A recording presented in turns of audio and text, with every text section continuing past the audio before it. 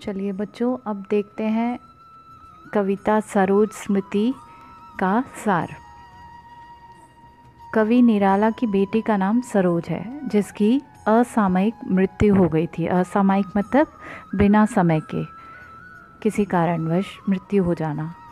कवि दुखी होकर उसके विवाह के क्षणों को याद करते हुए कहते हैं कि तेरा विवाह बिल्कुल नए रूप में मैंने देखा था।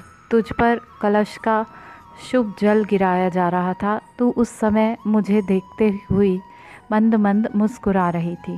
तेरे होठों पर बिजली जैसा कंपन था। तेरे हृदय में प्रियतम की सुंदर छवि झूल रही थी, जिसे अभिव्यक्त करना मेरे लिए संभव नहीं था, लेकिन वह तेरे श्रृंगार के माध्यम से अभिव्यक्त हो रहा था। तेरे झुके हुए नेत्रों से प्रकाश फैल रहा था और तेरे होंठ कांप रहे थे। शायद तू कुछ कहना चाहती थी, या माँ का अभाव तुझे दर्द दे रहा होगा। जब सरोज का विवाह हो रहा था, उस समय उनकी माँ की मृत्यु हो चुकी थी, तो उनकी माँ उस समय मौजूद नहीं थी। तो कवि यही कह रहे हैं कि शायद उस लड़की को उस समय अपनी माँ की कमी महसूस हो रही थी। तुझे देखकर मुझे ऐसा लग रहा था कि मेरे जीवन के सुखद क्षणों का प्रथम गीत तो तू ही थी। निराला को पुत्री के विवाह के समय उसका श्रृंगार उनकी पत्नी के निराकार स्वरूप का स्मरण करा रहा था। मतलब अपनी बेटी को देखकर उन्हें उस रूप में अपनी पत्नी का स्मरण हो रहा था, याद आ रही थी। तो पत्नी का वह श्रृंगार ही कविता में अभिव्यक्त हो रहा है। कविता का यह रस मेरे प्राणों में प्रिया के साथ बिताए गए रंग, राग और रंगों को भर रहा है। वह अत्यंत सुंदर रूप में मानो आकाश अर्थात स्वर्गलोक से उतरकर पुत्री के रूप में पृथ्वी पर उतर आई हो। मतलब उस समय वो उन्हें अपनी पत्नी जो याद आ रही थी, तो उन्हें ऐसा लग रहा था कि बेटी के रूप में, जब बेटी सज धज कर दुल्हन का रूप उसने धारण कर लिया था, तो उनको उसमें अपनी पत्नी की छवि दिखाई दे रही थी और उन्हें ऐसा लग रहा था कि स्वर्गलोक से उतरकर उनकी पत्नी ही आ गई है। पुत्री का विवाह संपन्न हो गया था। कोई आत्मीय जन भी नहीं था, क्योंकि किसी को निमंत्रण नहीं दिया गया था। ज़्यादा धूमधाम से शादी नहीं हुई थी, कुछ ही लोग शामिल हुए थे और बहुत ही सादगी भरी तरीके से शादी हुई थी। घर में दिन रात गाए जाने वाले गीत भी गाए नहीं गए थे। पुत्री के विवाह की चहल पहल में कोई दिन रात नहीं जागा। जैसे शादी वाले घरों में आमतौर पर 2-3 दिन तो बहुत ज़्यादा चहल पहल होती है, रौनक होती है, और तो वो सब कुछ नहीं था। अत्यंत साधारण तरीके से उसका विवाह संपन्न हो गया। एक प्यारा सा शांत वातावरण था और इस मौन में ही एक संगीत लहरी थी, जो एक नवयुगल के नवजीवन में प्रवेश करने के लिए आवश्यक थी। कवि अपनी स्वर्गीय पुत्री सरोज को संबोधित करते हुए कह रहे हैं कि तेरी माँ के अभाव में माता द्वारा दी जाने वाली शिक्षा भी मैंने ही दी थी। विवाह उपरांत तेरी पुष्प शैया भी मैंने ही सजाई थी। कवि के मन में ख्याल आया कि जिस प्रकार कनव ऋषि की पुत्री शकुंतला माँ विहीन थी, इसी प्रकार मेरी पुत्री सरोज भी है। किंतु उस घटना और इस घटना की स्थिति में अंतर है।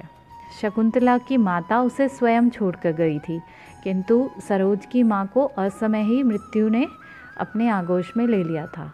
तो दोनों स्थितियों में ये फ़र्क था कि जो शकुंतला थी, उसकी माता उसे स्वयं छोड़ के गई थी, परंतु सरोज की माता उसे छोड़ के नहीं गई थी, उनकी मृत्यु हो गई थी, इसीलिए वो उसके शादी के टाइम पर वहाँ मौजूद नहीं थी।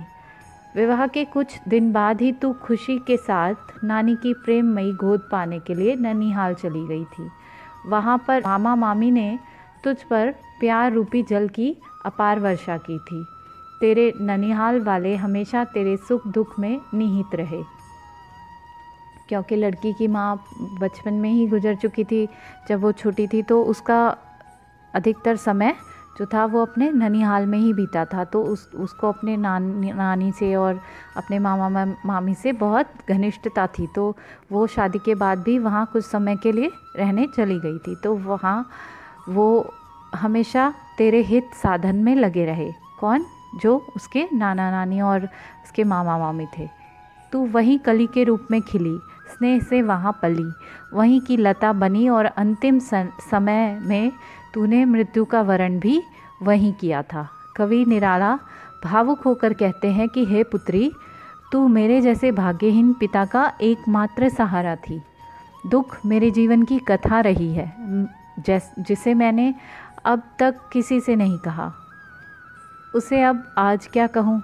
मुझ पर कितने ही वज्रपात हो, अर्थात कितनी ही भयानक विपत्तियाँ आएँ, चाहे मेरे समस्त कर्म उसी प्रकार नष्ट हो जाएं जैसे सर्दी की अधिकता के कारण कमल पुष्प नष्ट हो जाते हैं, लेकिन यदि धर्म मेरे साथ रहा तो मैं विपदाओं को मस्तक झुकाकर सहज भाव से स्वीकार कर लूँगा।